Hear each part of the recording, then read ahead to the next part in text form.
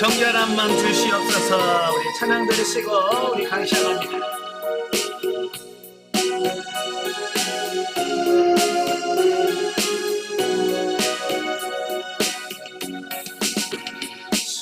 정결한 마음 주시옵소서.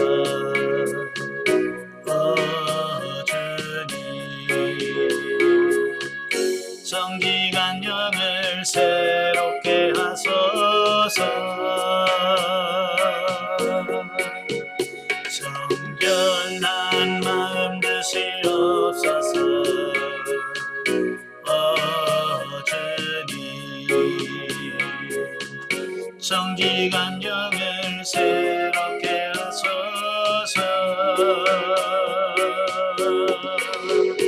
나를 주님 앞에서 멀리하지 마시고 주의 성령을 거두지 마옵소서. 구원의 기쁨 다시 회복시키시며 변치 않는 마음 내 안에 주소서. 아멘. 기도하겠습니다. 은혜로우신 아버지, 은혜와 사랑을 진심으로 감사합니다. 오늘 우리를 사랑하셔서 귀한 시간을 가시고 민수기의 말씀을 같이 상고하며 훈련하게 하셔서 감사합니다. 말씀을 나눌 때 우리 영의 지각을 열어주셔서 깨달아지게 하시고 알아지게 하시고 그 말씀대로 사라지는 귀한 역사가 있도록 도와주옵소서. 이 시간 성령님께 맡깁니다. 성령께서 도와주시고 은혜 베풀어 주옵소서. 예수님의 이름으로 감사하며 기도합나이다. 아멘. 예, 이 시간에는 우리 139페이지입니다. 139페이지 보시면 민수기 16장이 나오게 되어지는데요. 16장은 고라 일당의 반역과 백성들의 원망에 대한 말씀을 합니다. 1절부터 11절까지면 고라 일당의 반역과 모세의 단호한 답변에 대해서 말씀을 해주고 있는데요. 자, 레위 지파는 크게 세 지파로 나뉘어집니다. 고핫 자손, 무라리 자손, 게르손 자손. 자, 이렇게 세 자손들이 있는데요.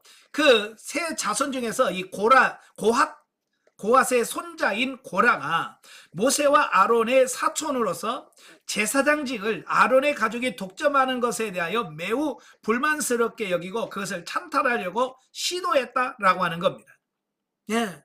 그래서 이 고라 자손은 왜 너 아론과 그의 아론의 아들들만 제사장하냐? 우리도 같은 레위 지파인데 왜 우리는 이 허드렛님만 하고 그런 거죠.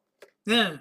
또 루벤 지파에는 다단과 아비람과 온, 이는 혈통적으로 장자인 루벤 지파가 이스라엘의 정치적 주도권을 장악해야 한다라고 생각하고 모세의 지도권을 찬탈하려고 시도했다라고 하는 겁니다. 예. 그래서 사실 야곱의 장자가 누구예요? 루벤이잖아요. 그래서 루벤이 어찌 보면 장자권을 받아서 이스라엘을 통치를 해야 되는데 레위 지파인 모세가 통치권을 쥐고 있다 그 말이에요.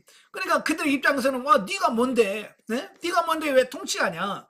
자, 우리가 장자인데 라고 하는 어떤 그런 부분들을 가지고 도전을 하는 거죠.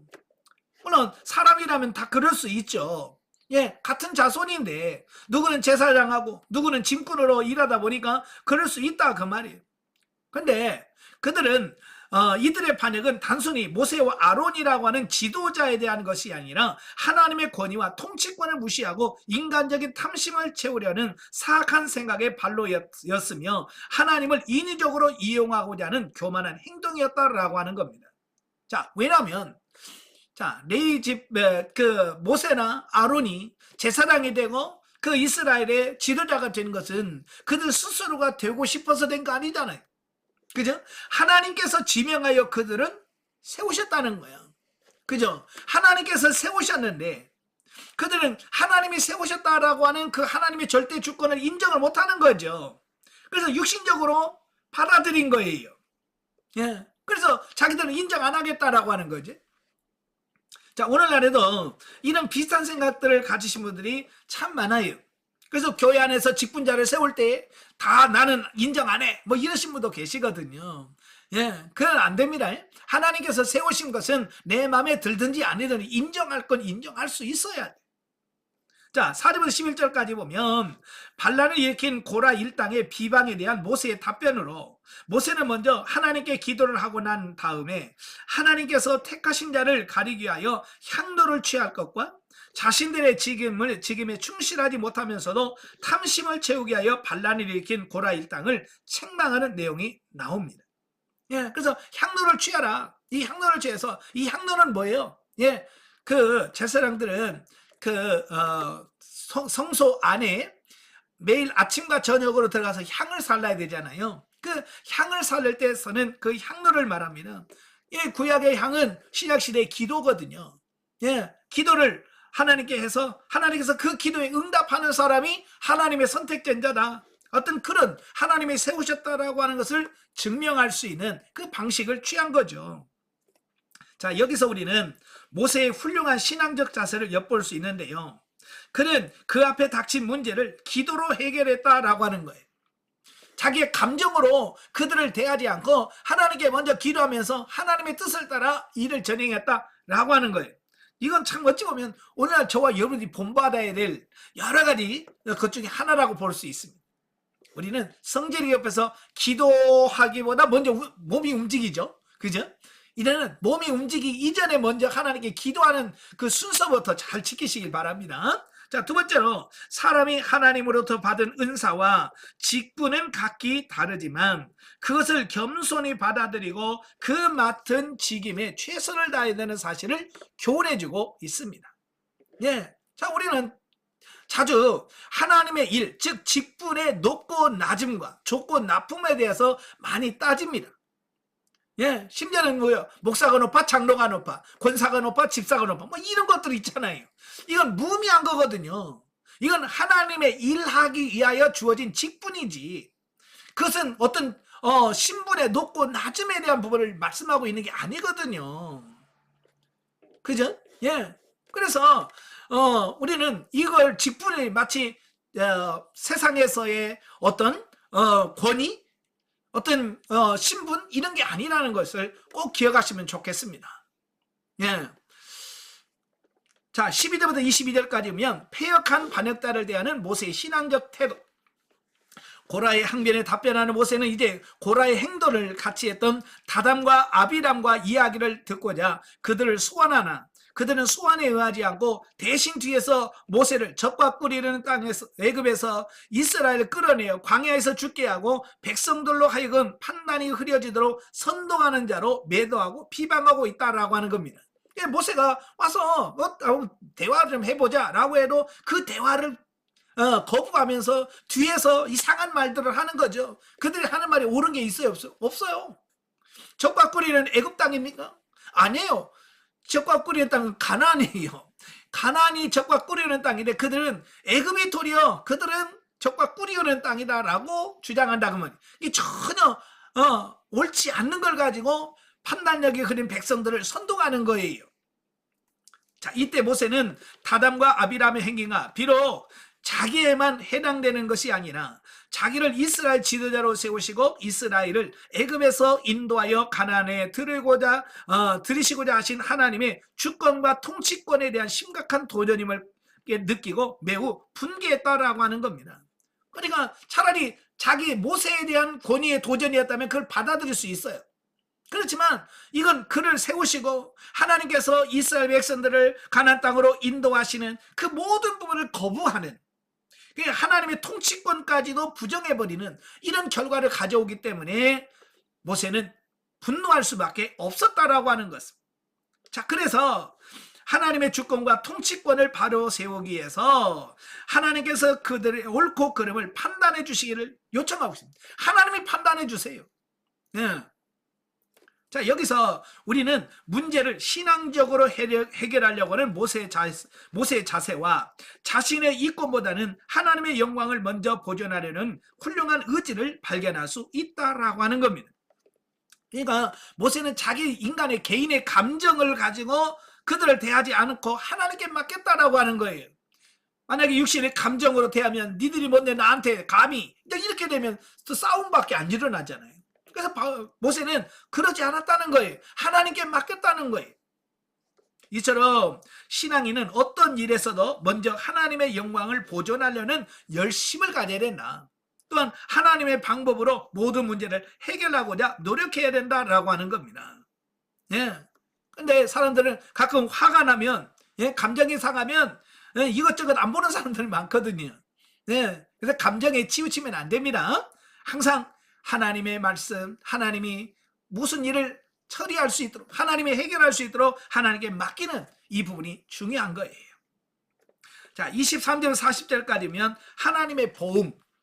자, 보면은 반역한 무리에 대한 하나님의 보응입니다. 자, 반역의 무리와 이스라엘 회중을 분리하라고 하는 하나님의 지시와 하나님의 명령에 따라 온 회중이 반역자의 장막을 떠나자 하나님께서는 반역자들을 무서운 재앙으로 심판하실 것을 모세가 설명을 한 후 반역자들은 하나님의 초자연적인 심판이 내리셨습니다. 예, 땅이 갈라졌습니다. 그리고 그들을 삼켜버렸습니다. 예, 또 여호와에서 불이 나와서 그 향을 들고 있던 고라 자손 250명이 순식간에 불에 다 죽어버렸습니다. 이건 어떤 사람이 한 것이 아니라 하나님의 초자연적인 하나님의 징계, 심판이라고 할 수 있죠. 그러니까 모든 사람은 야, 이건 하나님이 하셨대 라고 깨달을 수 있도록 하셨다라고 하는 거예요. 그래서 반역자들의 향로를 녹여서 편철을 만들어서 기념물로 삼아라. 그래서 그걸 볼 때마다 아, 이렇게 하나님의 대적했다면 안 되지. 예? 그래서 그들이 스스로가 조심하도록 기념물을 삼아 만들었다라고 하는 겁니다. 자, 이상과 같은 본문에서 누구든지 하나님의 심판을 피하기 위해서는 속히 죄에서 떠나야 함은 물론이고 하나님 말씀에 순종해야 함을 일깨워 준다. 그리고 자기가 가진 바를 족한 줄로 모르고 또한 감사할 줄도 모르며 부질없이 욕심을 부리는 자는 비참하고 허망한 결과를 초래함도 가르쳐주고 있다라고 하는 겁니다. 예, 여기서 우리 가르쳐주는 게 뭐예요? 예, 범죄하는 무리에 섞여 있으면 같이 망한다. 그래서 분리해야 돼, 떠나야 된다라고 하는 것을 보게 되어집니다. 물론 고라 자손이라고 해서 다 참여한 건 아니에요. 고라 자손 중에서 참여한 사람들이 있고 참여하지 않는 사람들이 있어요. 예, 그러니까 우리가 시편에 보면 고라 자손의 씨가 남아 있잖아요, 그죠? 그 고라 자손의 씨가 누구냐면 바로 그 고라 자손 중에서 고라의 그 반역에 참가하지 않고 남은, 예, 그들이 나중에 후손으로 남아서 그들이 하나님을 찬하고 섬겼던 사람들의 씨라고 볼 수 있죠. 예, 그래서 이런 범죄하는 무리에 들어가지 않도록 여러분도 교회 안에서도 혹시 또 교회 안에서 싸울 일이 있거든요. 그럴 때 여러분은 그 사람들의 무리 속에 끼어들지 않기를 바랍니다. 분별을 잘 하셔야 돼요. 예, 그리고 우리가 자기에 맡겨진 것이나 잘 감당해야지. 예, 남이 하는 다른 것에다가 너무 관심 갖지 말으세요. 예, 남의 떡에 너무 관심 두지 마라, 그 말이. 여러분이 맡겨진 사명이나 잘 감당하시는 여러분 되시길 바라요. 자, 41절 50절까지 보면 백성들의 원망과 아론의 중보. 자, 백성들은 전날의 참화로 인하여 고라 일당과 많은 족장들을 한꺼번에 잃게 되자 그들은 모세와 아론의 정치적 야욕의 결과 때문이라고 생각하고 모세와 아론을 원망하는가 하면 모세와 아론을 대적했다라고 하는 겁니다. 참 이걸 보면 아직도 정신을 못 차리는 겁니다. 여러분, 고라의 250명이 불에 다 죽고 다단과 아비람의 땅이 꺼져서 죽는 이것을 실제로 봤잖아요. 그죠? 이것은 모세와 아론이 한 게 아니라 하나님이 하신 거예요. 근데 그들은 모두가 다 모세와 아론 네 탓이다. 모세와 아론 탓으로 돌려버리는 겁니다. 그들의 죄인데, 그들의 잘못인데, 그들은 모세와 아론의 잘못이라고 생각하고 그들을 원망한다, 그 말이에요. 이처럼 하나님의 분명한 심판과 징계를 목도했음에도 불구하고 세상적인 정분에 얽매긴 백성들의 태도는 그들이 얼마나 영적인 일에 무지했는가를 잘 반영해주며 또한 죄로 인하여 마비된 인간의 양심으로는 하나님의 뜻을 분별해내기는 역부족하다는 점도 교훈해주고 있다라고 하는 겁니다. 그러니까 영적인 것은 영적인 것으로 분별하느니라. 그래서 영적으로 성장하지 않은 어린아이들은 눈으로 이걸 보면서도 그게 무슨 의미인지 이해하지 못하고 깨닫지 못하는 이런 부분들을 보게 된다 그 말이에요. 그래서 여러분도 많이 성장하시길 바랍니다. 아시겠죠? 예. 한편 고라 일당의 일로 원망했던 백성들은 하나님께서 내리신 연병으로 인하여 14,700명이 급사하는 징계를 받게 됩니다. 예. 그나마도 아론이 자신을 원망하고 대적한 백성들을 위하여 죽음을 무릅쓰고 하나님께 중보했기 때문에 몰살을 면할 수 있었다라고 하는 겁니다. 어찌 보면 아론과 모세는 그들이 죽어도 마땅하죠. 그죠? 그냥 반역하고 거역하다가 죽으니까. 그런데 모세와 아론은 그들이 죽어가는 것을 불쌍히 여겨서 아론에게 뭐라고 그래요? 빨리 향로를 취해서 산자와 죽은 자 사이에 가서 사죄하라라고 말합니다. 그때 아론이 향을 들고 그 전염병이 막 번져가지고 사람들이 막 쓰러져가고 죽는 그 사이에 뛰어들어가. 이건 뭘 말합니까? 자기의 생명을 내걸고 기도하는 것을 의미하는 거예요. 예? 자기도 그 속에 들어가서 연병에 걸리면 자기도 죽잖아요. 근데 자기 생명의 그 아까운 그걸 내려놓고 그 사람들을 구원하기 위해서 그가 뛰어들어. 이 같은 헌신적인 기도가 그들을 살리는 겁니다. 이것은 앞서 모세의 중보 기도와 동일한 성격을 갖고 있다라는 겁니다. 자, 영적에 보죠. 고라의 반역자들은 하나님께서 주신 모세와 아론의 영적인 권위를 무시하고 대적했으나 하나님이 모세의 권위를 증명하여 주셨다. 모든 사람을 대하는 성도는 그와 함께 하시는 하나님의 권위를 인정하는 자세가 될 때에 무시하지 않고 존중하는 마음을 갖게 될 것이다. 이것은 영적인 삶을 살아가는 데 굉장히 중요합니다. 그러니까 하나님이 세우신 권위를 우리가 인정해 줄 알아야 돼. 가끔 보면 교회에서 지도자를 인정해 주지 않는 경우들이 많거든요. 다 목사라고 그래. 나는 목사로 안 해. 다 장로로 인정하지만 난 장로를 인정 안 해. 뭐 이런 거 있잖아요. 이건 하나님이 세우셨는데도 불구하고 그걸 받아들이지 않는 이게 문제거든요. 여러분, 하나님이 세우셨다면 그걸 인정하고 하나님의 권위로 받아들이는 이분이 굉장히 중요합니다. 여러분은 꼭 하나님의 권위를 인정하시는 여러분 되시길 바라요. 자, 17장은 아론의 쌍난 지팡이 말씀입니다. 자, 1절에 11절을 보면 아론의 쌍난 지팡이. 자, 앞장에서 그 고라의 반역 사건 이후에도 이스라엘 내에 여전히 아론의 제사장직에 대한 부정적인 인식을 갖고 있는 사람들이 남아 있었다는 거예요. 그래서 하나님께서는 아론의 제사장직이 신적 권위에 의하여 주어진 고유한 직분임을 확실하게 인식시켜줄 필요성이 있었다라고 하는 겁니다. 그러니까 고라의 심판에도 불구하고 하나님이 그 아론을 대제사장으로 세웠다고 하는 것을 인정하지 않으려고 하는 거예요.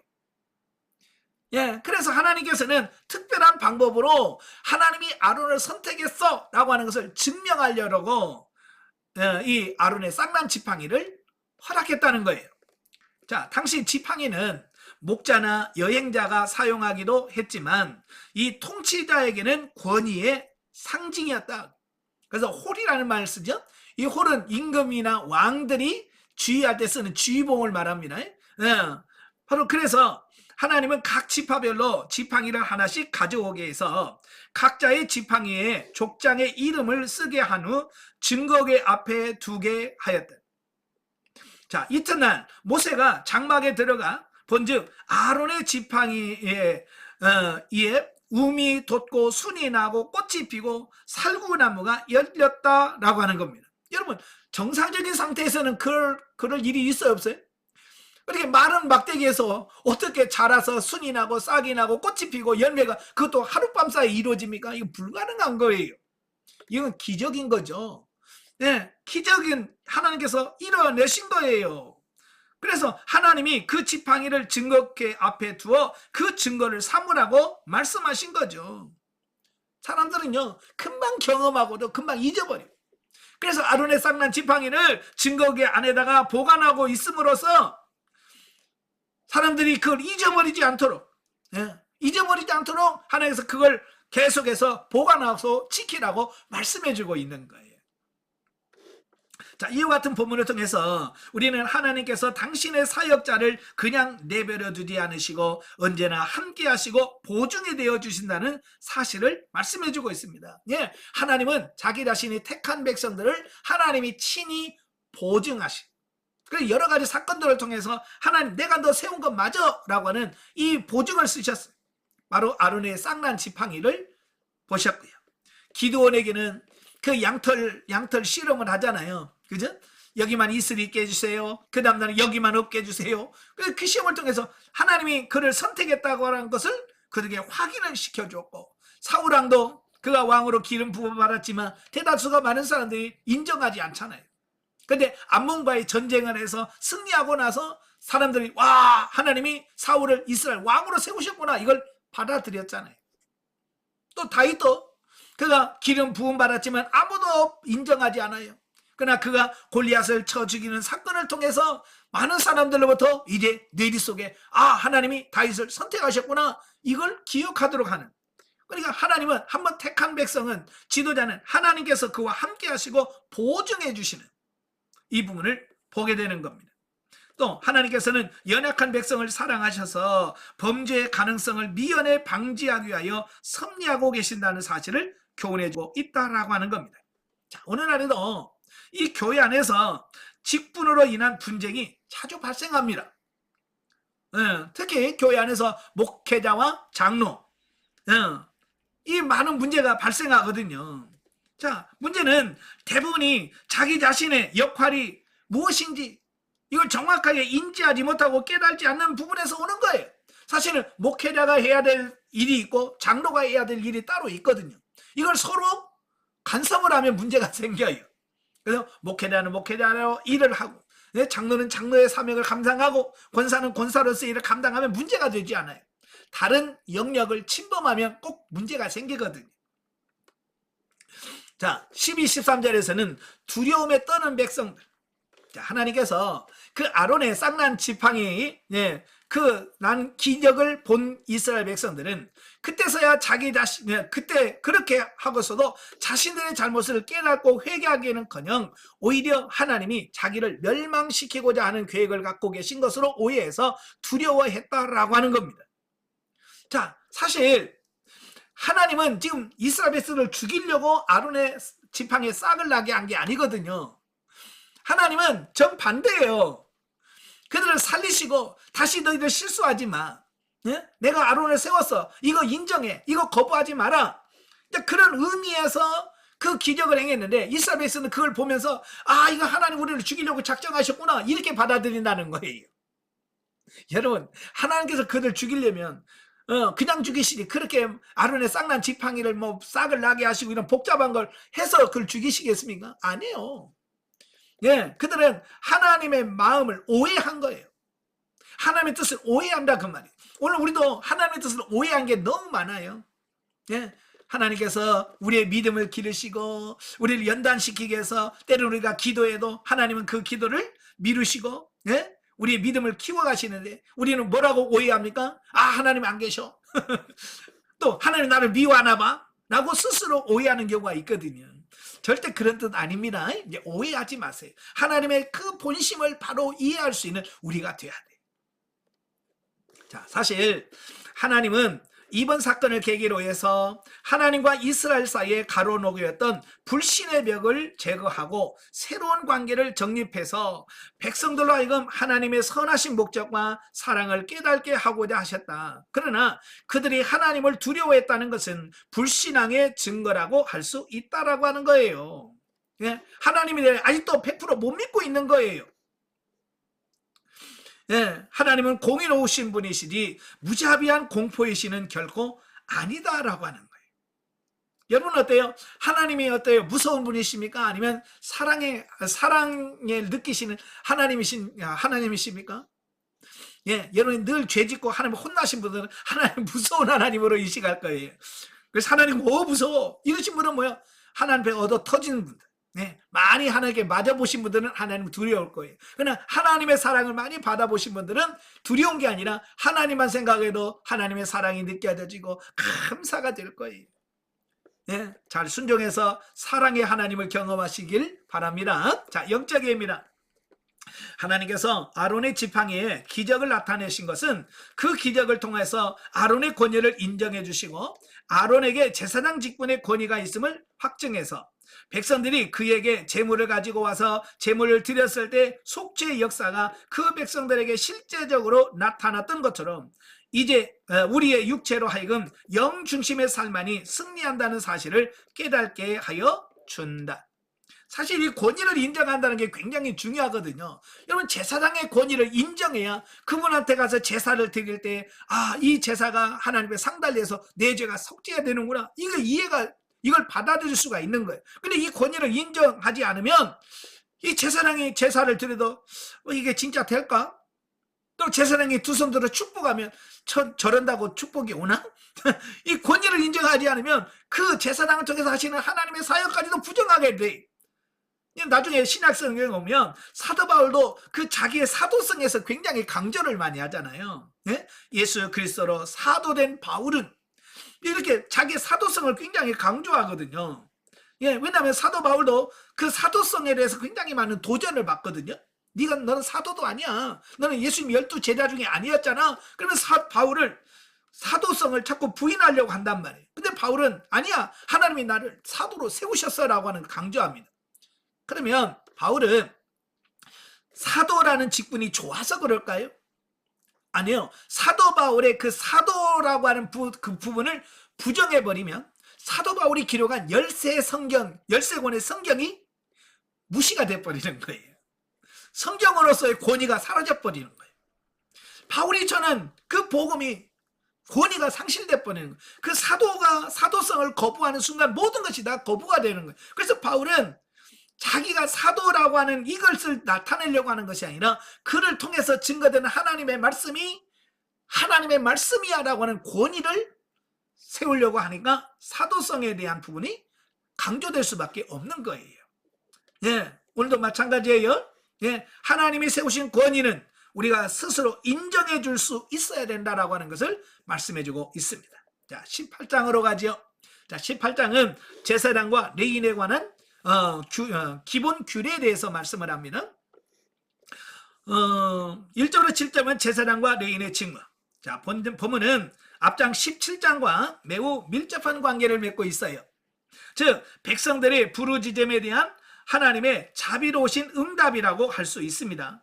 그러니까 고라 일당에 대한 하나님의 무서운 심판과 원망한 백성에 대한 하나님의 재앙, 그리고 아론의 쌍난 지팡이를 계기로 해서 백성들은 하나님에 대하여 매우 두렵게 생각했다라고 하는 겁니다. 그럴 수밖에 없죠. 왜냐면 땅이 갈라지고 불이 나와서 죽고 지팡이 싹이 나고 이런 걸 보면서 그들은 두려울 수밖에 없죠. 그래서 하나님은 본문의 규례를 주심으로써 제사장이 그들을 대신하여 하나님께 가까이 나아가라오는 것을 알려주신 것이다 라고 하는 겁니다. 그러니까 이 제사장이라고 하는 것은 뭐냐면 제사장이 필요한 이유는 중보자 역할이라고 말이에요. 하나님과 우리 인간 사이의 중간에서 연결시켜주는 그 매개체 역할을 한다라고 하는 겁니다. 예, 그래서 고라 자손들처럼 하나님이 세우신 제사장의 권위에 도전하지 말라는 것이고, 두 번째로는 레위인 역시 하나님의 일을 위하여 세움을 받은 자일 뿐임을 통해서 깨달아서 자고하지 않도록 하려는 목적하에서 이 본문 말씀을 주셨다라고 하는 거예요. 자칫 잘못하면 우리가 하나님이라면서 내가 대단한 사람인 것처럼 오해하고 착각할 수 있어요.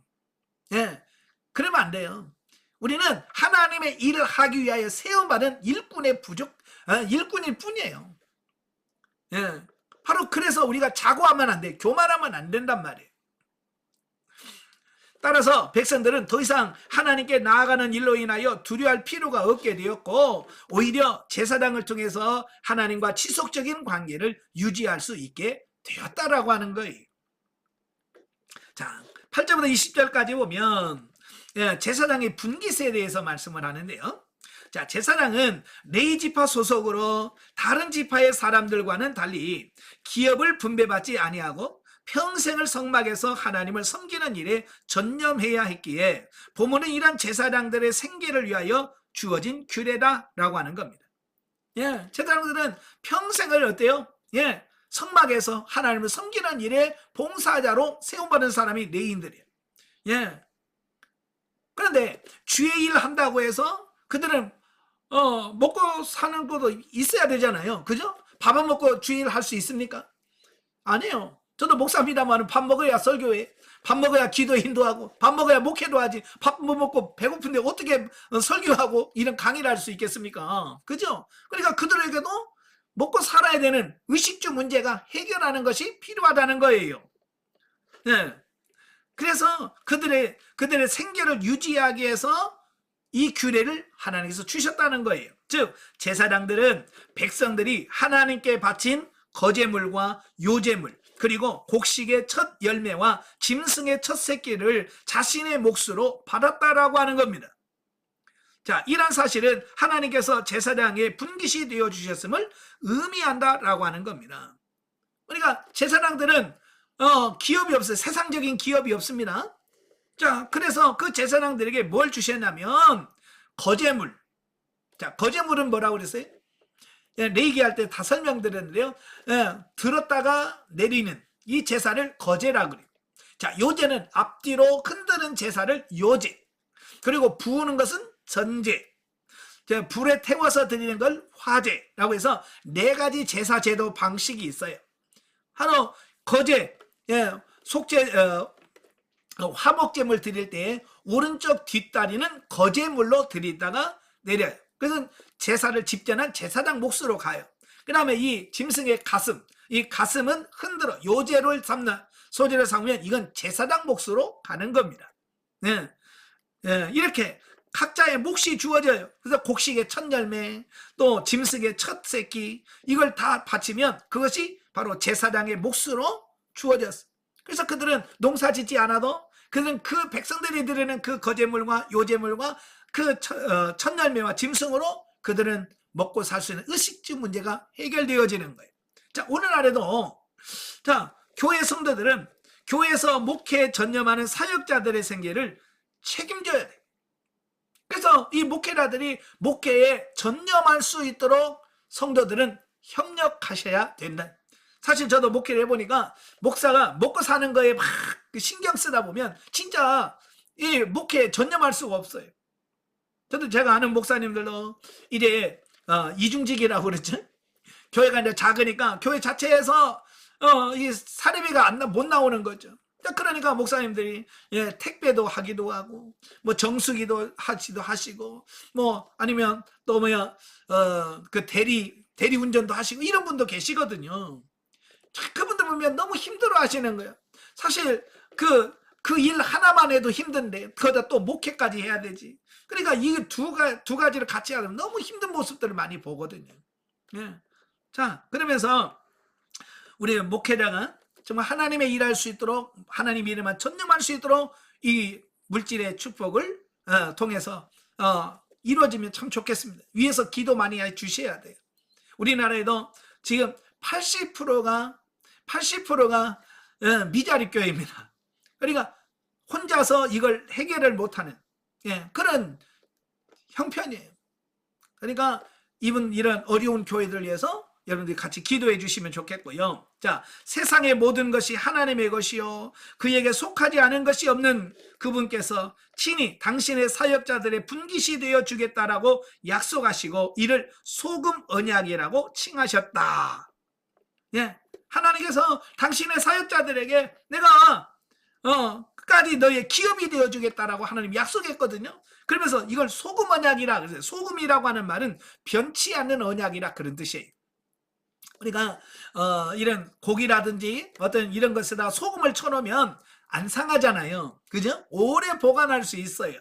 마찬가지로 이 약속을 변하지 않는 약속이란 의미에서 소금 언약이라고 표현합니다. 그래서 옛날에 중근동 지역에는 서로 이렇게 계약서를 쓰거나 그 약속을 할 때 이 약속은 변하지 말자라는 의미에서 그 문서를 작성을 하고 서로 소금을 나눠서 먹었대요. 변하지 말자. 너나 맺은 언약은 변하지 말자라고 해서 소금을 나눠 먹었다는 바로 그런 언약을 의미하는 거예요. 이것은 당신의 약속이 결코 변할 수 없으며 파기될 수 없는 영구불변의 신실한 언약임을 강조하는 말이다. 아멘. 예. 그래서 저도 목회자입니다만은 저희 소금 언약을 확실히 믿거든요. 하나님께서 나의 의식주 모든 생활을 하나님께서 책임져 줄 거라는 믿음을 갖고 있어요. 그래서 저는 염려하지 않고 오직 일에 매진할 수 있었거든요. 예. 그래서 이 믿음이 없으면 참 목회하기 어려워요.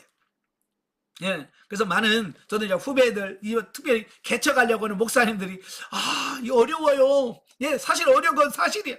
그러나 하나님 뭐라고 그랬어요? 내가 너의 기업이 되어주겠다. 내가 너의 기업이 되어주겠다는 그 하나님의 언약을 믿어야 돼. 아시겠죠? 그 언약을 믿었을 때 우리가 하나님의 뜻을 따라 개척할 수 있고 힘든 길을 갈 수 있습니다. 그 믿음 없으면 힘들죠.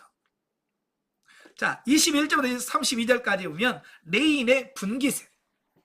자, 8절부터 20절까지는 제사장의 분깃이라면 이래 21절 22는 레인의 분깃입니다. 자, 레인은 역시 제사장들과 마찬가지로 기업을 소유하지 않았다. 예, 레인에도 똑같이 그들은 세상적인 기업을 주지 않았어요. 그래서 이들은 하나님의 백성이 바치는 11조를 그들에게 주어서 생계를 유지하도록 하셨다.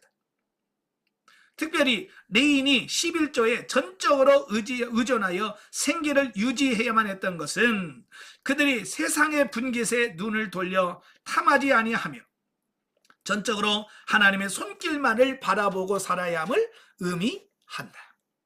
자, 이건 결코 쉬운 일은 아니에요. 우리 하나님의 일하면서 그 11조를 의지하고 11조만 바라보면서 그 채워주길 바란다는 이것은요 결코 쉬운 일이 아니야. 이건 전적으로 하나님을 신뢰하고요 믿음이 전제되지 않으면 이건 불가능합니다. 예. 자, 그러한 의미에서 레인들은 생계 유지 방법은 오늘날 복음의 사역자들이 그 복음으로 말미암아 살게 된다는 사실을 교훈해 준다라고 하는 겁니다. 예.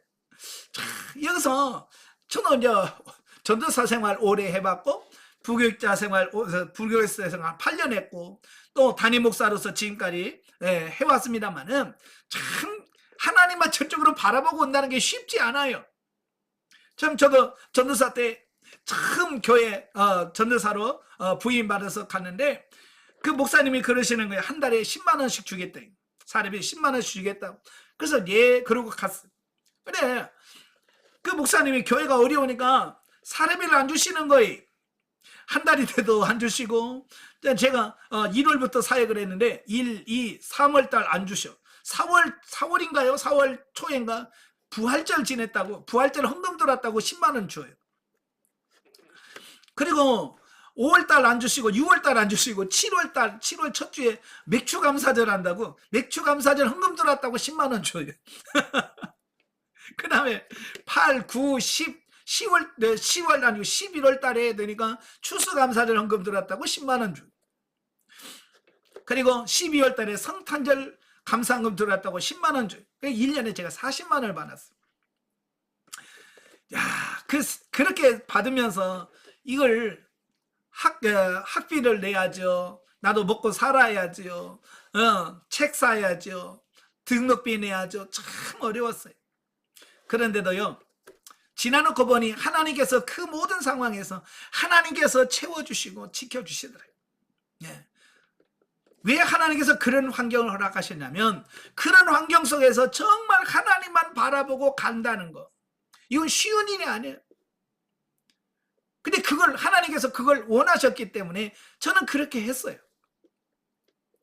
그래서 1년을 그렇게 하고 나니까 너무 어렵더라고요. 이 10만 원을 주시는데 언제 줄지 모르냐. 그래서 제가 목사님한테 찾아가가지고 목사님 이거 언제 나올지 몰라도 너무 힘드네요. 차라리 달달에 5만 원씩 주세요. 제가 그랬어요. 이렇게 규칙적으로 나와야 먹고 어떻게 규칙적으로 쓰지. 이게 언제 나올지는 모르는 걸 계속 두 달, 석 달 기다려 10만 원을 받으니 도대체 못 사겠더라고. 그래서 담임 목사한테 이야기했더니 알았다고. 그래서 그 다음부터 5만 원씩 사례비를 줬어요. 한 달에. 자, 5만 원 가지고 한 달 사는 게 쉽지 않아요. 5만 원 받으면 11조 5천원 감사한 건 5,000원, 선교금 5,000원 띄고 나면 35,000원 남아요.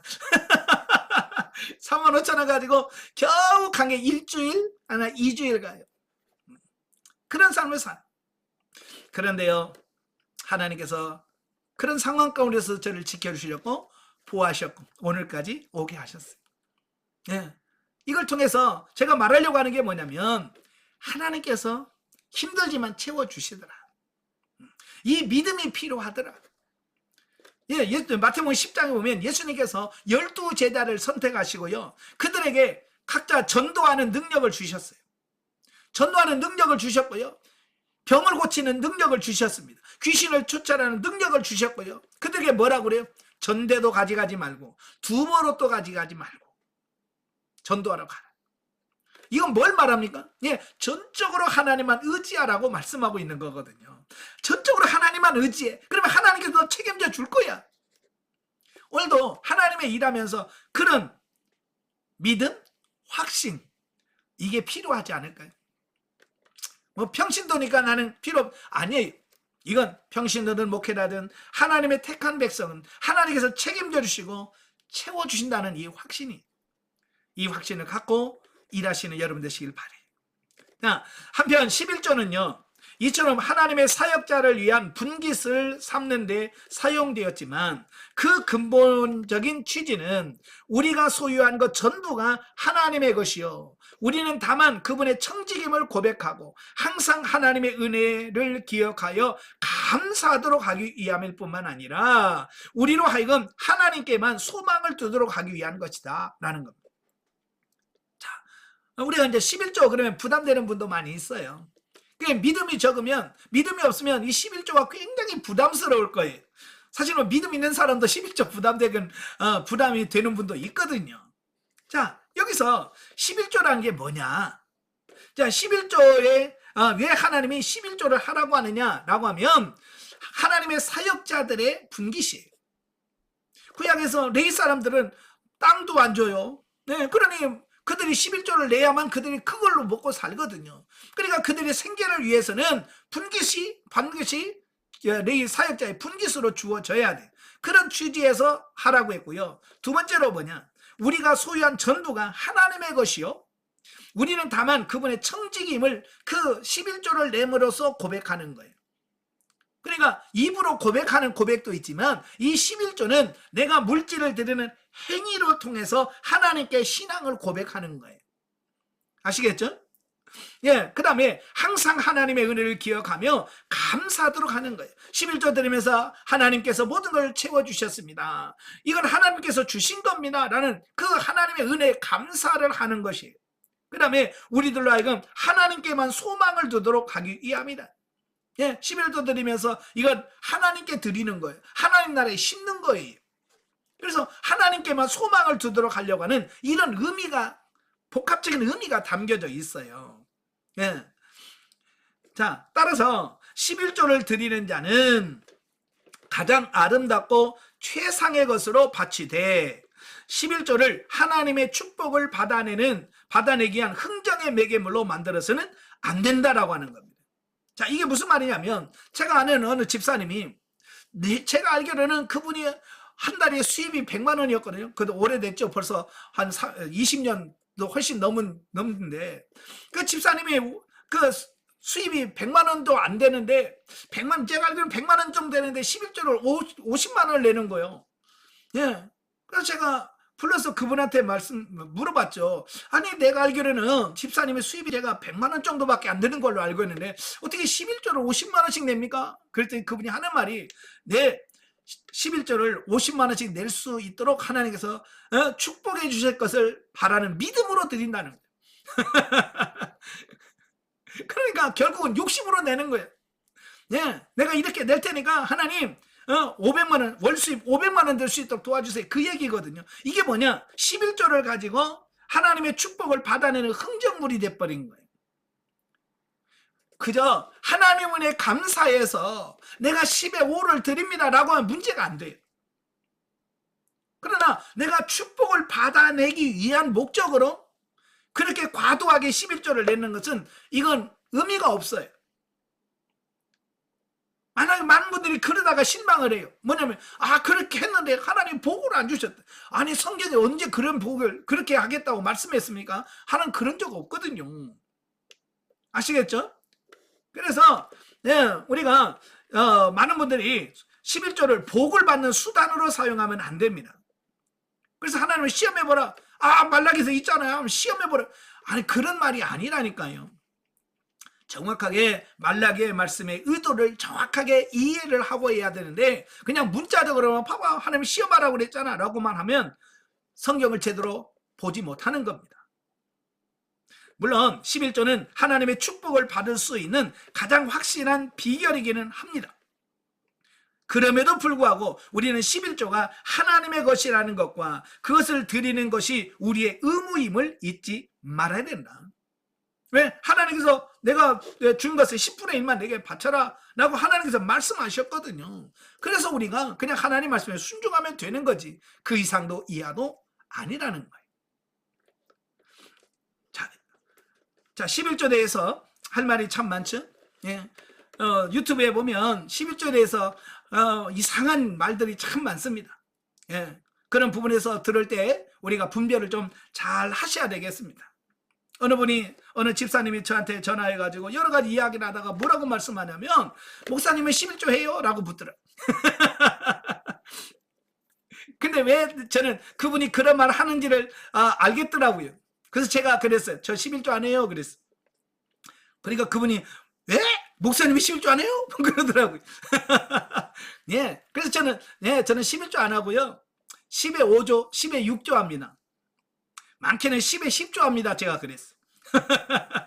왜냐면 그분은 11조 가지고 지금 시험 들고 있기 때문에 저한테 제가 11조만 합니다. 그러면 그분은 또 다른 오해할 것 같아서 저는 11조의 의미가 뭔지를 정확하게 그분에게 전달할 목적이 있어서 제가 일부러 11조 안 해요. 저는 10에 5조, 10에 6조 합니다. 그랬어요. 사실 그렇거든요. 저는 수입이 있으면 거의 다 그냥 하나님께 100% 드립니다. 10에 10조 합니다. 그렇다고 해서 제가 가난하거나 굶거나 그러지 않아요. 하나님께서 또 먹을 수 있는 거 채워주셔서 감당하거든요. 이건 11조는 믿음으로 하는 거지 다른 거 없어요. 자, 영적에 보죠. 여기서 제사장의 임무와 제사장이 받을 분깃에 대하여 말씀한다. 여기서 목회자가 해야 할 일과 성도들이 제사장적인 입장에서 하나님 앞에 무사람을 위하여 중보하는 일 등을 생각할 수 있다. 죄와 저주 아래 있는 자들을 위하여 피해 제사를 드리는 심정으로 중보하는 제사장적 삶을 요청된다. 지금은 구약에서는 레위지파 사람들이 또 제사장이었지만 지금은 누가요? 여러분 자신이 제사장이에요. 만인 제사장이라서 오늘 하나님 믿는 모든 사람들이 제사장.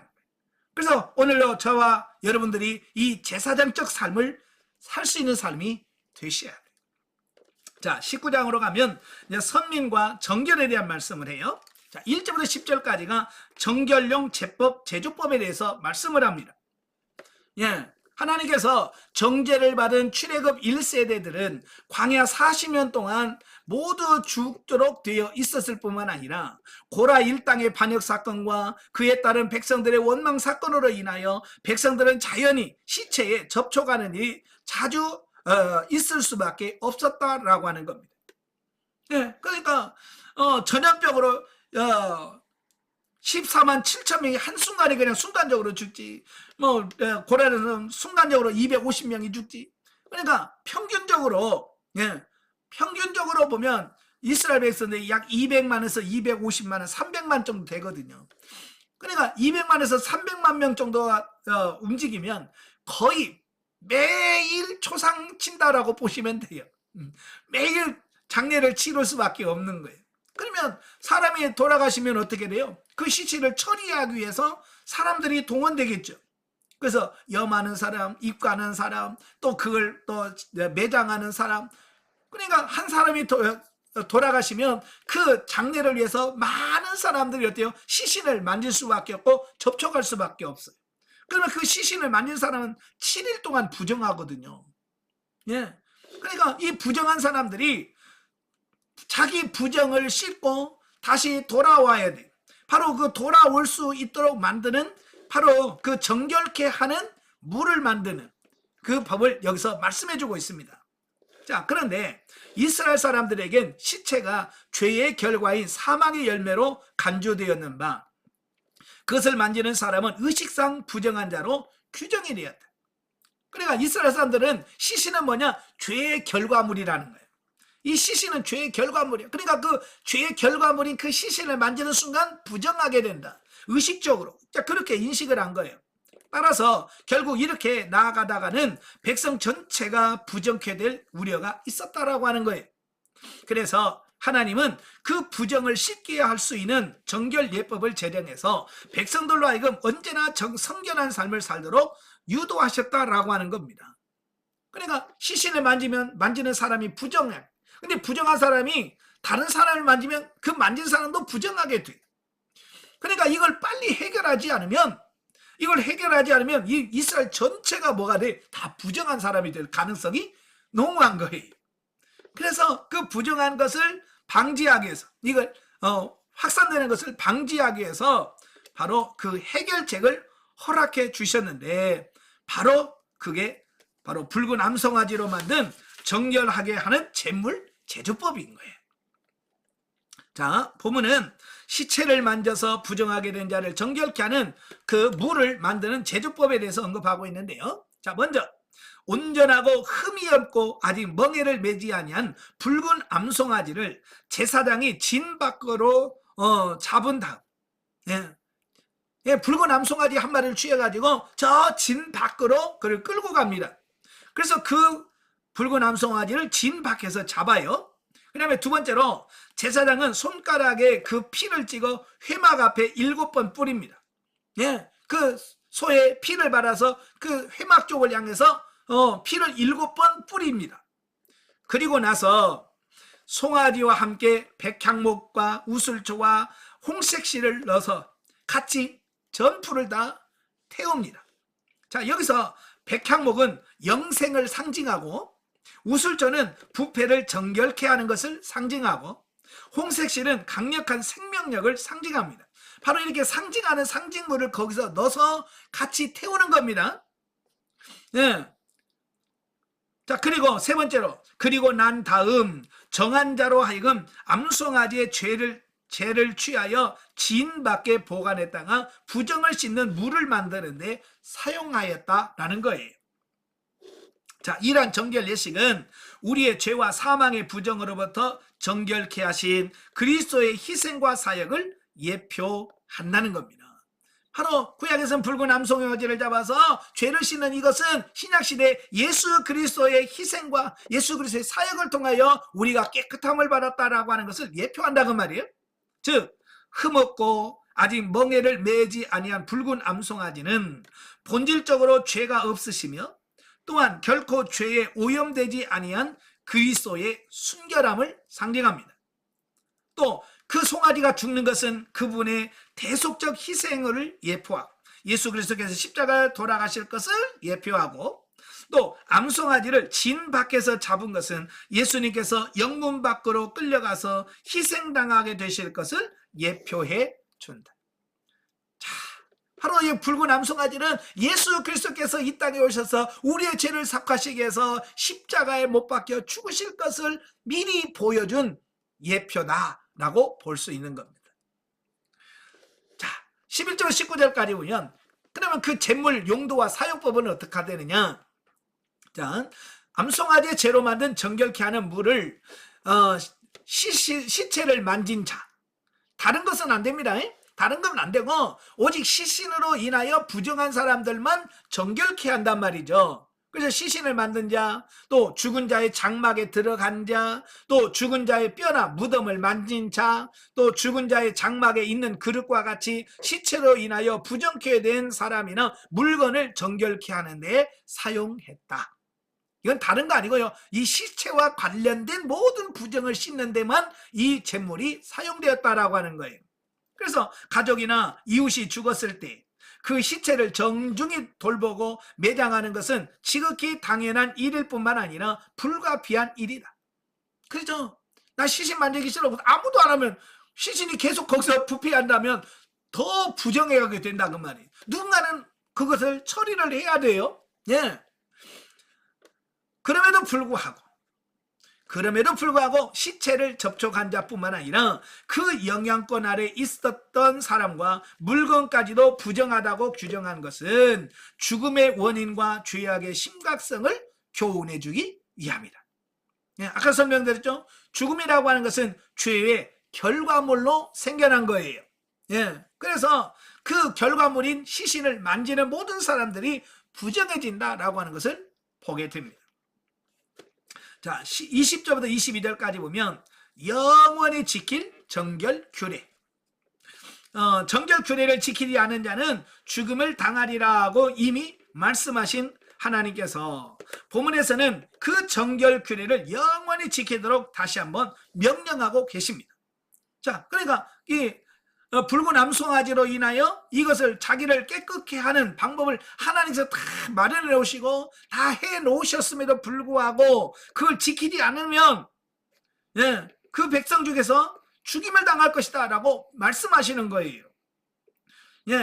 하나님은 정결 규례를 통한 백성들로 하여금 죄의 심각성을 깨닫고 그다음에 죄와 분리된 삶을 살도록 의도하신 것이다.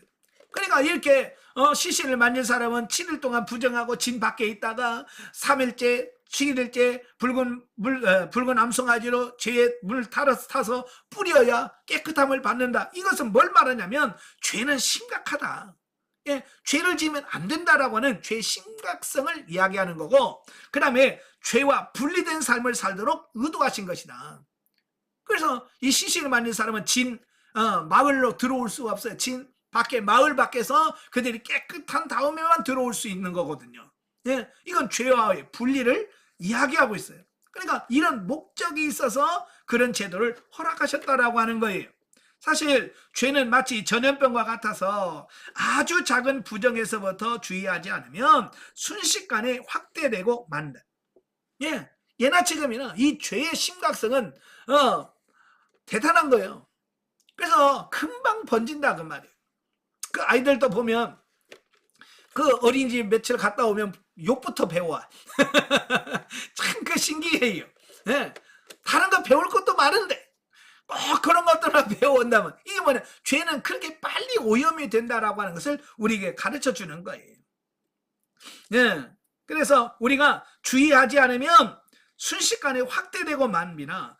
따라서 백성들은 무의식적인 부정이라 할지라도 속히 정결케 해야 한다라는 겁니다. 그래서 내가 정결하지 않으면 그 죄가 계속 옆 사람에게 바로 오염시키고 또 오염시켜서 금방 모든 사람이 죄로 다 물들 수밖에 없다라고 하는 거예요. 그리고 만약 이 의식을 소홀히 한다면 그것은 자신들의 죄악에 대한 제약되게 하는 행위일 뿐만 아니라 백성 내의 부정을 조장해서 방조하는 것으로 간주되어서 죽임을 당해야만 했다. 결국 본문은 아무리 작은 죄라 할지라도 반드시 회개해야 된다라고 하는 것을 우리에게 보여주고 있다 그 말이에요. 아멘. 그래서 여러 번 말씀을 드리지만 죄는 가볍게 여기면 안 된다. 이 죄는 심각하다.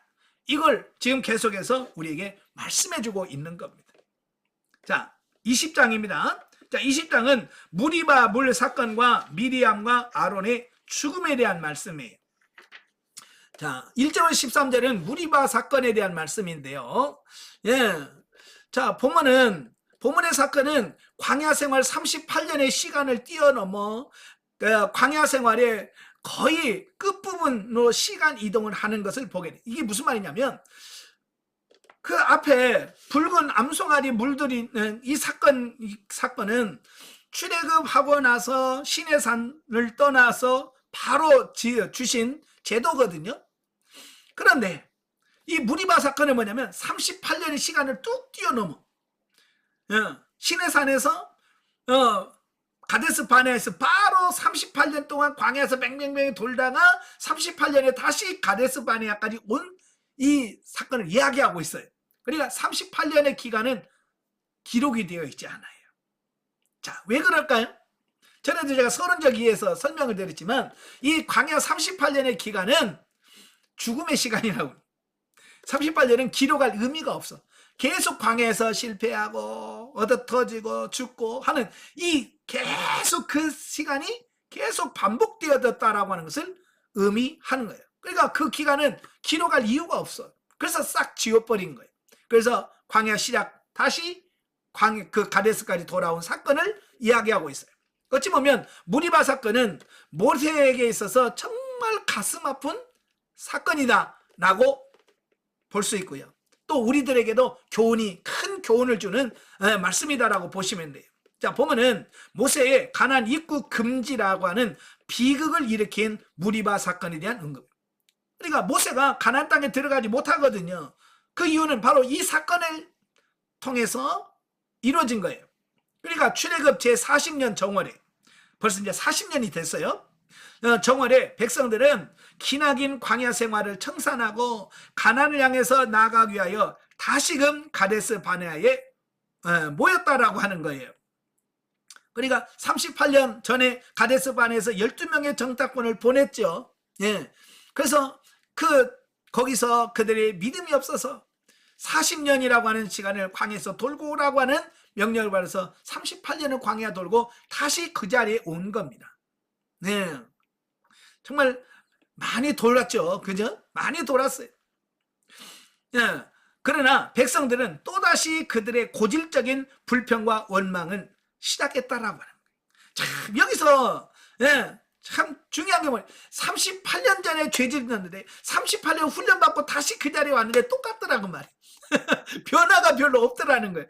조금 변화는 됐지만 옛날 38년 전이나 지금이나 똑같다는 거예요. 이게 진짜 안타까운 거예요. 즉 그들은 38년 전 하나님의 주권과 통치를 무시하는 죄악을 보면서 출애굽 1세대가 모두 광야에서 죽어야만 했던 사실을 잊어버리고 다시 그 자리에 왔을 때 또 마실 물이 없다는 이유로 지도자를 원망하는 죄악을 저질렀다라고 하는 겁니다. 자, 여기를 통해서 우리가 깨닫는 게 뭐냐면 참 인간 변화가 얼마나 어려운지를 보여주는 거예요. 아니 38년 동안 광야 훈련 받았으면 그래 조금 변화되어서 와야 될 거 아니에요. 그죠? 네.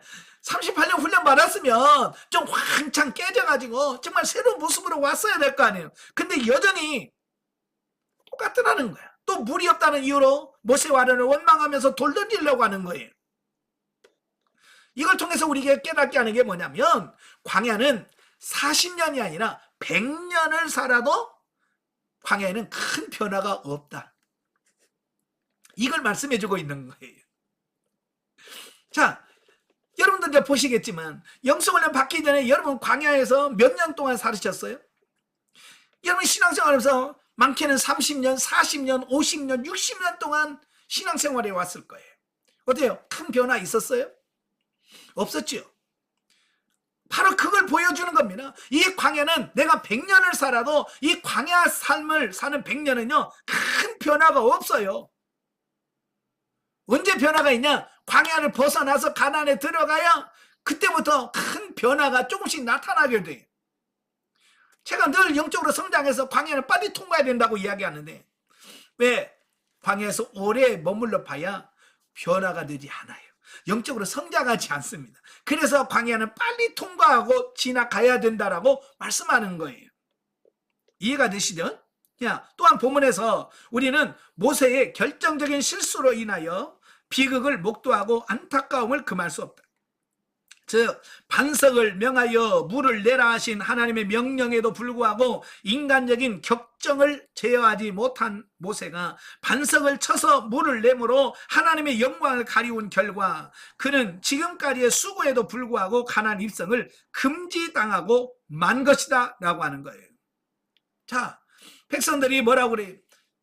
차라리 광야에서 죽었으면 좋았을 것을. 이곳에는 포도나무도 없고 뭣도 없고 뭣도 없고 뭣도 없고 그러면서 하나님 원망하고 불평하는 거예요. 자, 모세나 아론의 입장에서 얼마나 속 터질까요? 그렇게 38년 동안 광야 생활 돌았으면 좀 변화돼야지 않아요. 그죠? 근데 전혀 변화된 모습이 아니라 꼭 38년 전에 꼭 그들이 12명의 정탐꾼 보내던 그 사건 그 수준 그대로 있는 거예요. 그래도 모세와 아론은요 하나님께 기도해요. 그 엎드렸다라고 되어 있죠. 이 엎드렸다라고는 정말 하나님 앞에 간절한 기도를 드리는 자세를 엎드렸다라고 표현하는 거예요. 그러니까 모세는 그 상황에서도 하나님께 엎드립니다. 엎드리니까 하나님께서 뭐라고 그래요? 그 반석에서 물을 낼 방법을 하나님께서 말씀해 주시는 거예요. 너는 지팡이를 들고 그 백성을 지나쳐서 반석을 향하여 물을 내라고 명해라. 반석을 명하면 물을 낼 거다. 왜 하나님께서 반석을 명하라고 했을까요? 예, 지금 모세가 분노, 화가 있다는 것을 아신 거예요. 그래서 그 육신의 감정대로 행하지 않고 하나님의 말씀대로 순종하기를 원했었던 거예요. 그래서 하나님께서 일부러 너 반석을 치지 말고 반석을 명하여 물을 내라라고 말씀했어요. 육신의 감정으로 하지 말라는 거예요. 그런데 모세는 38년 동안 참고 참았던 부분이 여기서 폭발해. 하나님 음성을 들었어도요, 이 감정이 폭발하는 거예요. 그러니까 그 감정을 견디지 못하는 겁니다. 결국 그래서 그가 반석을 향하여 가서 그 백성들에게 뭐라고 그래? 이 패역한 세대들이야, 내가 이 반석에서 물을 내랴 라고 말하면서 그 화가 난 그걸 반석을 치는 행위로서 표현하는 거예요. 물론 반석에서 물은 나왔어요. 반석에서 물은 나왔지만 하나님께서 뭐라고 그랬어요? 네가 내 영광을 드러내지 아니한 거로 너는 가나안 땅에 들어가지 못하리라고 하는 이 하나님의 심판을 받게 된다. 자, 순간의 이 실수, 자기 감정 하나 다스리지 못하고 자기 감정 하나 극복하지 못한 결과가 그렇게 40년 동안 수고하고 고생해서 그렇게 꿈에도 그래서 가나안 땅을 들어가려고 그렇게 버텨왔는데 그 가나안 땅에 들어가지 못한 결과를 가져왔다는 거예요. 이게 순간의 실수가 얼마나 무서운가를 우리에게 보여주는 거예요.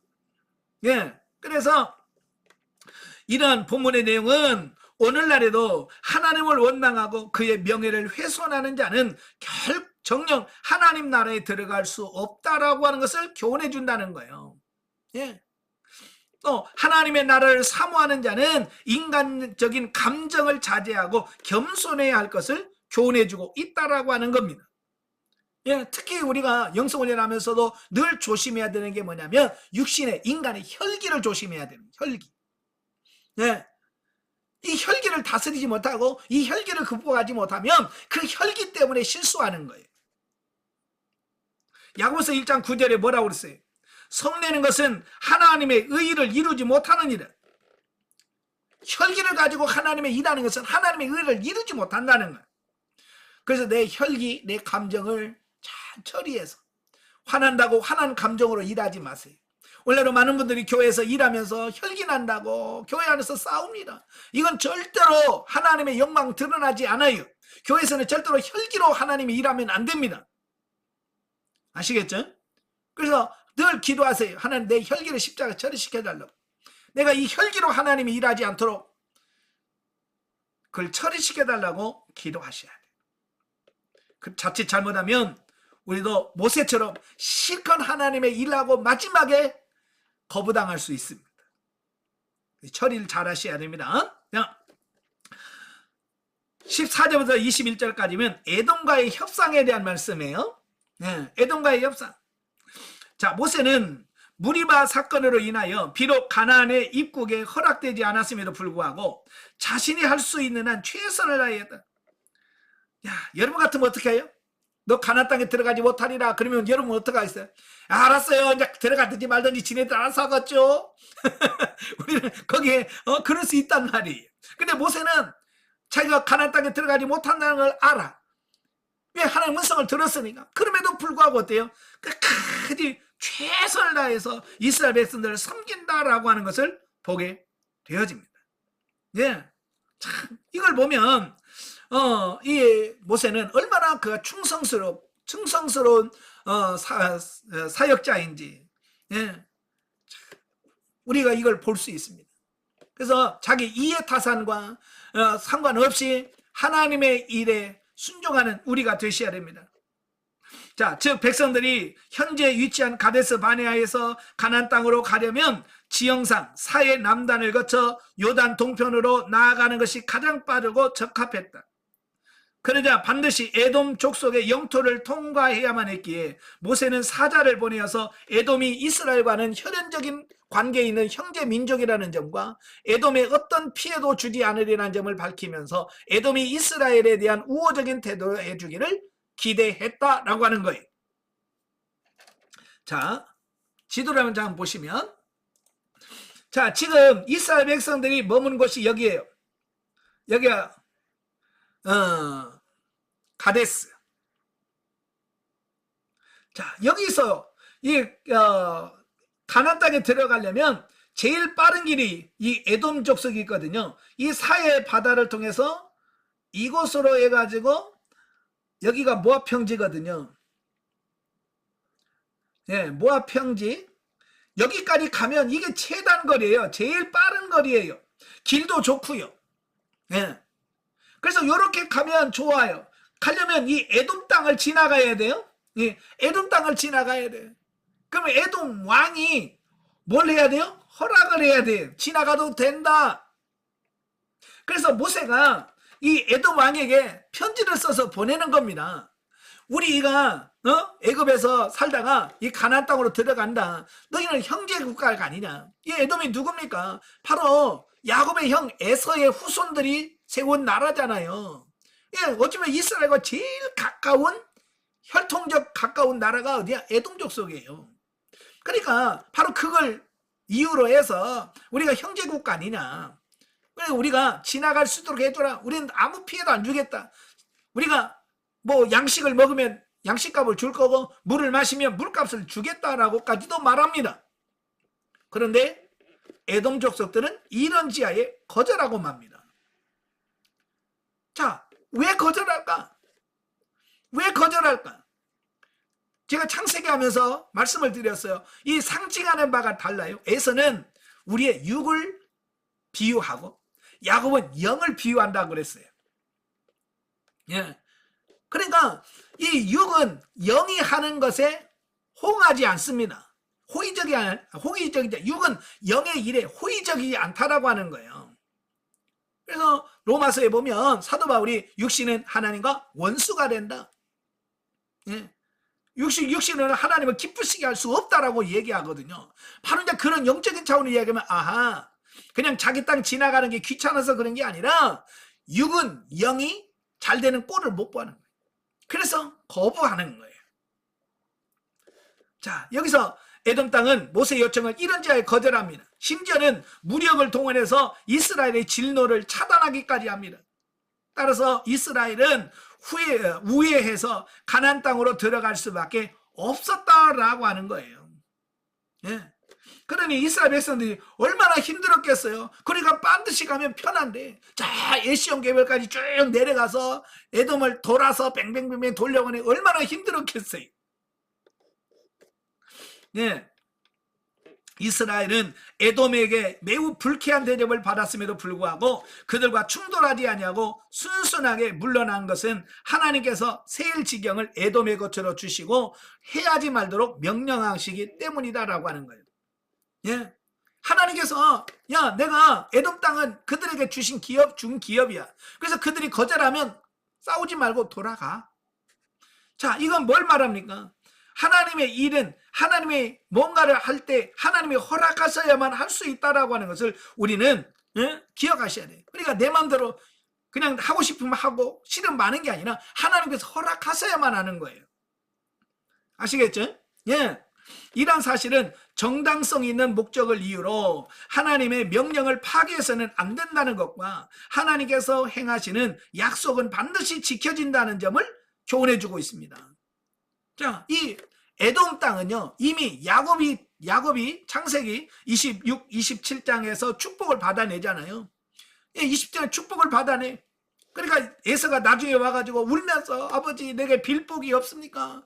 그때 야곱이 에서에게 축복할 때 주신 말, 너는 높은 땅에 줄 것이고 거친 땅을 줄 거다라고 하는 그 약속이 바로 세일산이 바로 에돔 족속에 준 기업이에요. 바로 하나님께서 그 약속을 지켜주셨다라고 하는 거예요. 자, 22절부터 29절까지 보면 아론의 죽음입니다. 자, 보면은 에돔을 피하여 가나안 땅으로 향하는 중에 호르산에서 아론이 하나님의 예언을 따라서 가나안에 입국하지 못하고 그 아들 엘르아살에게 대제사장직을 승계하고 그곳에서 출애굽 40년 5월 1일 123세의 나이로 죽음을 맞게 된다라고 하는 겁니다. 사실 아론도 그 출애굽기 32장에 그 금송아지 사건 때 죽었어야 돼요. 그죠? 왜냐하면 금송아지 만들 때 주동자 역할을 했던 사람이 누구요? 아론이에요. 그런데도 하나님께서는 그를 40년 동안 그의 생명을 유지시켜주면서 허락하셨죠. 예, 살려주셨어요. 그러나 가나안 땅에는 허락을 하지 않으셔요. 가나안 땅에 들어갈 수 없다라고 해서 그가 가나안 땅에 들어가기 직전에 죽죠. 자, 이건 뭘 말하냐? 죄를 가지고는 그 누구도 가나안 땅에 들어갈 수 없다라고 하는 것을 가르쳐 주는 겁니다. 천하의 대제사장이었던 아론도 죄를 가지고는 가나안 땅 천국에 들어갈 수 없다라고 하는 것을 확실하게 보여주는 겁니다. 예. 이러한 아론의 죽음은 하나님께서 신분과 지위 고하를 막론하고 인간의 죄에 대해서는 반드시 보응하신다는 것과 구약시대의 레위 제사장 제도로는 온전한 예수 그리스도의 대제사장직을 예표하는 모형으로 불완전성을 지니고 있음을 보여준다라고 하는 겁니다. 그러니까 아무리 아론이라고 해도 결국 죽어요. 이것은 뭘 말하냐? 불완전성을 의미하는 거예요. 그래서 영원히 죽지 아니하는 대제사장은 누구냐? 예수 그리스도다. 예? 바로 예수 그리스도가 필요하다고 하는 것을 보여주죠. 이건 히브리서를 통해서 명백하게 말씀해주고 있습니다. 자, 영적에 보죠. 자, 여기서 모세가 하나님이 명령하신 것 이상으로 행동해서 범죄한 내용이 나온다. 이는 영적인 사람이라 할지라도 하나님 앞에서는 온전하지 못하여 불순종할 수 있음을 보여주면서 불순종하는 주체가 무엇이든지 간에 순종하지 못한 부분은 하늘의 상급을 얻지 못한다고 하는 사실을 우리에게 말씀해주고 있습니다. 예, 모세도 천하의 모세도 완벽하지 않아. 그래서 실수할 수밖에 없다는 거예요. 오늘 우리도 마찬가지예요. 우리가 영성을 통해서 우리가 성장했다 할지라도 우리는 완전하지 않아요. 실수할 수 있어. 그래서 앞서간 사람들이 실수하고 뭘 잘못했을 때 너무 비난하고 정죄하지 말라는 거예요. 어쩌면 뭐 영성훈련 사람이 저 모양이야. 수료했다며 라는 말 하지 말라 그 말이에요. 천하의 모세도 실수하잖아요. 그죠? 육신을 갖고 있는 사람은 완벽하지 않아요. 그래서 그들이 할 때에 비난하지 말고 정죄하지 말라. 왜? 나도 그럴 가능성이 있어요. 나도 성장했다고 하지만 나도 그렇게 무너질 수밖에 없습니다. 그래서 우리가 항상 조심해야 돼요. 성장했다라고 성장해서도 조심하고, 예? 잘 자기를 살펴서 실수하지 않도록 자기 자신을 잘 관리하는 것이 무엇보다도 중요하다는 걸 꼭 기억하시면 좋겠습니다. 기도하겠습니다. 은혜로우신 아버지 감사합니다. 오늘도 우리를 사랑하셔서 귀한 말씀을 주셔서 감사합니다. 오늘 모세도 아론도 정말로 가나안을 앞두고 그는 가나안 땅에 들어가지 못하리라는 징계를 받게 되어집니다. 이것은 죄를 가지고는 절대로 하나님 나라에 들어갈 수 없다는 사실을 우리에게 가르쳐 줍니다. 우리가 정신을 차리고 근신하여 깨어서 늘 하나님 앞에 바로 서도록 힘쓰고 애쓰는 우리 모두가 될 수 있도록 도와주시옵소서. 예수님의 이름으로 감사하며 기도합나이다. 아멘. 하나님께 드립니다.